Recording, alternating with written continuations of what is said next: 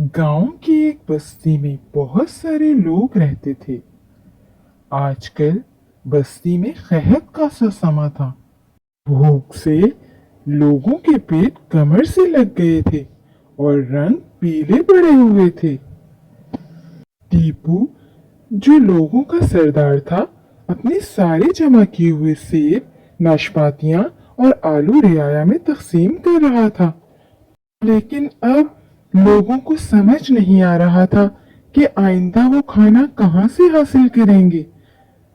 सिर्फ एक मोटा सेहतमंद आदमी बंटी था जो गांव के बाहर रहता था।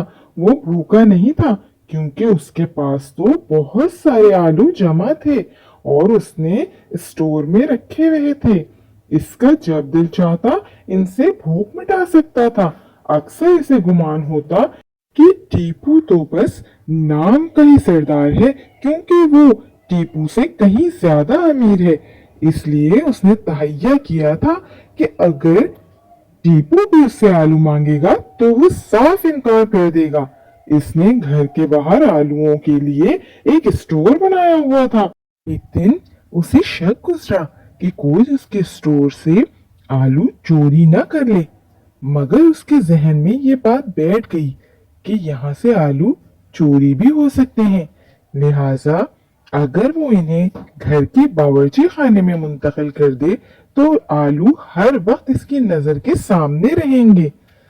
अगले दिन सुबह होते ही कंजूस बंटी ने सबसे पहले यही काम किया।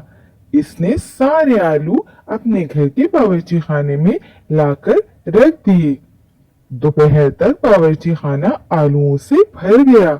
अब गांव के दूसरे लोगों ने इसे आलू बावर्ची खाने में रखते देखा तो सब शर्मिंदा हुए। इन्हें एहसास हुआ कि बंटी इन्हें चोर समझता है। उन्होंने एक दूसरे से मशवरा किया कि बंटी से इस बात का बदला लिया जाए, मगर पहले उन्होंने अपने सरदार टीपू को बंटी के पास भेजा कि वो उसे लोगों की तकलीफ का बताए और उससे इमदाद मांगे। टीपू बंटी के पास गया। उसने बंटी को एहसास दिलाया कि इसके पास इसकी जरूरत से कहीं ज्यादा आलू हैं, मगर बस्ती में बाकी लोग भूखे हुए, इसे उनकी मदद करनी चाहिए। टीपू ने बंटी से कहा, देखो बंटी, तुम्हारे पास जरूरत से कहीं ज्यादा आलू हैं, मगर बस्ती में लोग भूखे हैं। तुम्हें उनकी मदद करनी चाहिए। क्या मैं गलत कह रहा हूँ? बंटी ने कहा, तो मैं क्या करूं? मैं नहीं दे सकता एक आलू भी। बल्कि वो तो टीपू सरदार का मजाक उड़ाने लगा कि वो किस किस्म का गरीब सरदार है जो अपने आलू भी लोगों में तकसीम कर चुका है। बंटी ने कहा, सरदार होने का मतलब तो ये होता है कि वो दूसरी रियाया से अमीर कबीर हो, और अगर नहीं तो भी सरदार रहने का क्या फायदा। टीपू ने बंटी को समझाया, देखो, अच्छा सरदार वो है जिसे उसकी रियाया का दर्द मालूम हो और वो उनकी मुसीबत में काम आए। बंटी का फिर भी यही इसरार था कि अब उसे सरदार होना चाहिए, क्योंकि वो सबसे अमीर है। फिर किसी की जुर्रत नहीं कि वो इसके आलूओं की तरफ आंख उठाकर भी देखे, और अगर कोई इसकी आंख बचाकर इसके आलू ले जाए तो वो कोई कार्रवाई नहीं करेगा। टीपू ने बंटी की गुरूर भरी बातें सुनी और मायूसी से वापस चला गया। बंटी दिल ही दिल में खुश हो रहा था कि अब तो मुझे सरदार बनाया जाएगा। टीपू ने गांव के लोगों को सारी बातें बताई और मगरूर बंटी के सरदार बनने की ख्वाहिश का भी बताया, और साथ ही उसके चैलेंज का भी कि अगर कोई उसके आलू उसके आंखों के सामने ले जाए तो वो कोई कार्रवाई बिल्कुल भी नहीं करेगा। मानी सब लड़कों में बहुत शरारती था। जब उसने बंटी का चैलेंज सुना तो उसके जहन में फौरन एक तरकीब आई। उसने बाकी लड़कों को कहा कि सिर्फ एक लड़का नहीं, बल्कि हम में से हर एक लड़का बंटी की नजरों के सामने इसके आलू लेकर आएगा। सब के कान खड़े हुए कि हम सब बंटी को बेवकूफ बनाने बारी बारी जाएंगे और बंटी से कहेंगे कि हम इसे सरदार बनाना चाहते हैं, लेकिन इसके पास जाने से पहले हम अपनी कमर और पीठ पर अच्छी तरह गोंद लगा लेंगे।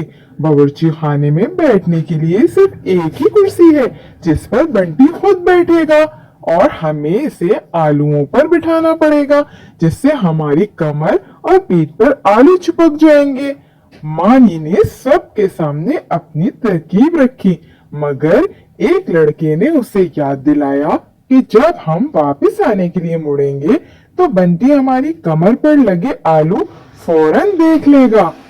मानी ने याद दिलाया कि वो इसे सरदार बनाने जा रहे हैं, लिहाजा वो अदब से इसकी तरफ कमर नहीं करेंगे बल्कि उल्टे पांव इसके घर से बाहर निकल आएंगे।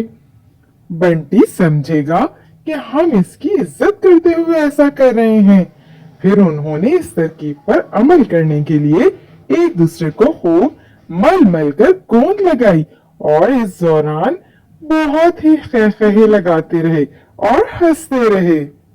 सबसे पहले बंटी के पास मानी गया और निहायत अदब से हाथ जोड़कर बातें करते हुए बंटी को पूछने लगा कि इसने सरदार टीपू से सुना है कि आप सरदार बनना चाहते हैं और वो ये बताने आया है कि वो दिल से इसे सरदार मानता है। बंटी के चेहरे पे तो जैसे खुशी की लहर दौड़ गई। हाँ लड़के, तुमने बिल्कुल सही सुना है और मैं सरदार बनना चाहता हूँ और तुम सबको भी मुझे सरदार मानना ही पड़ेगा। आओ लड़के, अंदर आओ और अंदर आके तफसील से बताओ कि तुम क्या कहना चाहते हो। जब बात शुरू हुई तो मानी ने बंटी की इतनी खुशामद की वो खुश हो गया और ये जाहिर करते हुए कि वो अदब से बंटी की तरफ अपनी पुश्त नहीं कर सकता, उल्टे पांव बंटी के घर से बाहर आ गया। मानी की तरफ से इतना मौदबाना रवैया देखकर बंटी खुशी से फूले न समाया। इधर मानी दूसरे लड़कों के पास पहुंचा तो उन्होंने देखा कि मानी की कमर और पीठ पर आलू चिपके हुए हैं। उनका तो खुशी से बुरा हाल था। भूख मिटाने के लिए जल्दी जल्दी उन्होंने आलू के कतले तैयार किए और मजे से खाए। बंटी लड़कों की मुअद्दिब हरकतों से इतना मगरूर हो चुका था कि अभी से वो खुद को इनका सरदार समझ रहा था, लिहाजा उसने आलूओं के गायब होने का भी कोई नोटिस नहीं लिया। मगर जब 6-7 मजीद लड़के मिलकर आए तो उसे एहसास हुआ कि आलू तो पहले से थोड़े रह गए हैं। वो सर पकड़कर हैरानी से सोचने लगा कि लड़के तो इसके सामने बैठे रहे और वो खुद निगरानी करता रहा, फिर आलू कहाँ गायब हो गए। उसने सोचा कि अब जो भी उसे मिलने आएगा वो उस पर खास नजर रखेगा कि कहीं वो आलू अपनी जेबों में तो नहीं डाल रहे। मगर उन्होंने ऐसी कोई हरकत नहीं की। लेकिन जब वो बंटी के घर से रवाना हुए तो आलू मजीद कम हो गए। आखिरकार बंटी ने फैसला किया कि वो सारे गांव वालों को बुलाए ताकि वो एक ही दफा उसे सरदार तस्लीम कर ले, क्योंकि आलू का चोर तो वो ढूंढ नहीं सका था। सारे गांव वाले पहुंच गए थे। फिर बंटी ने इन्हें इसे सरदार चुनने को कहा तो मानी ने खड़े होकर इसे दरख्वास्त की कि वो इन्हें खाने के लिए आलू दे ताकि वो भूखे न मरे। जिस तरह सरदार टीपू इनका ख्याल रखता था, बिल्कुल उसी तरह। ये सुनकर बंटी बहुत गुस्से में आ गया और उसने कहा, एक तो चेहरों से तुम भूखे नहीं लगते और पता नहीं क्या बात है कि तुम्हारे चेहरे अब पीले भी नहीं है। मैं ज्यादा से ज्यादा तुम लोगों को एक एक आलू दे सकता हूँ, बस इससे ज्यादा नहीं। मानी ने ये पेशकश फौरन ठुकरा दी और बंटी को सरदार मानने से इनकार कर दिया। इसने बंटी को बता दिया कि सरदार बनने के लिए ज्यादा आलू होने जरूरी नहीं, बल्कि बड़ा दिल होना जरूरी है। फिर सब उल्टे पांव उसके घर से बाहर आ गए। जब वो सब घर से निकल गए तो बंटी ने अपने आलूओं पर निगाह डाली तो चंद आलू फर्श पर इधर उधर बिखरे पड़े थे। बाकी सब आलू गायब थे। बंटी ने सोचा कि लड़कों को वापस बुलाए ताकि वो इन्हें आलूओं की पुरस्कार गुमशुदगी का बताए। मगर ये क्या, इनकी कमर और पीठ पर दूर से यूं क्यों लग रहा था जैसे छोटे छोटे भूरे रंग के पत्थर लटक रहे हो। ये सारी साजिश समझ आ गई। बंटी सख्त गुस्से में इनकी तरफ भागा। ओ चोरों, डाकू लोगों, रुक जाओ, तुमने मेरे आलू चुराए हैं, मैं तुम्हें जेल की हवाले खिलवाऊंगा। लड़कों ने हंसते हुए कहा, तुम ऐसा नहीं कर सकते क्योंकि टीपू हमारा सरदार है और वो किसी कीमत पर हमें जेल नहीं भेजेगा। वैसे भी ये खुद तुम्हारा ही चैलेंज था कि अगर तुम्हारी निगाहों के सामने कोई तुम्हारे आलू ले जाए तो तुम कोई कार्रवाई नहीं करोगे। हमने तो सिर्फ तुम्हारा चैलेंज पूरा किया है।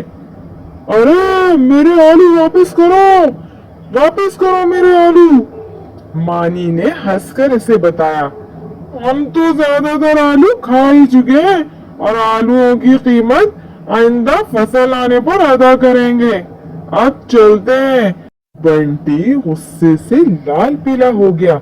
इसका दिल कर रहा था कि वो दीवार से सर टकरा ले। गुस्से की वजह से तो इसे भूख भी नहीं लग रही थी, लेकिन ये क्या, जब वो बावर्ची खाने से बचे कुचे आलू लेने आया तो वहाँ एक भी आलू मौजूद न था। लिहाजा बंटी को भूखा ही रहना पड़ा। इस भूख का उसे ये फायदा हुआ कि उसे दूसरे भूखे लोगों की तकलीफ का एहसास हो गया।